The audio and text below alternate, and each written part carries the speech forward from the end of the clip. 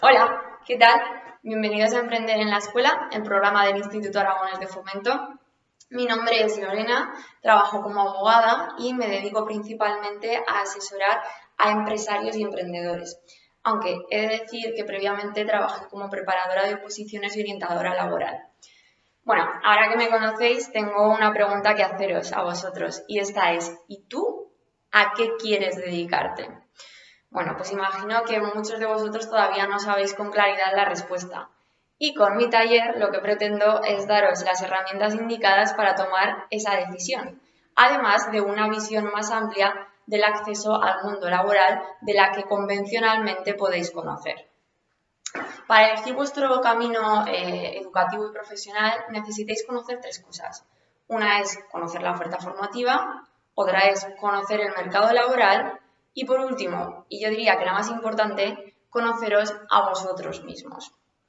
A lo largo del taller os voy a dar esas pinceladas de dónde podéis buscar la oferta formativa que tenéis, tanto a nivel homologado como no homologado, formación que puede resultar interesante.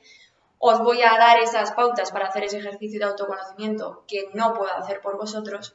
Y por último, os voy a hablar largo y tendido sobre el mercado laboral, sobre los cambios sociales, socioeconómicos y demográficos que se están produciendo en nuestra sociedad y cómo estos afectan a la esfera profesional.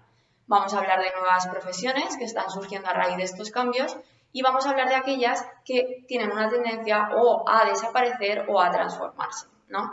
Pues evidentemente vamos a hablar de digitalización, vamos a hablar de tecnología, vamos a hablar de comercio electrónico y vamos a hablar pues de redes sociales.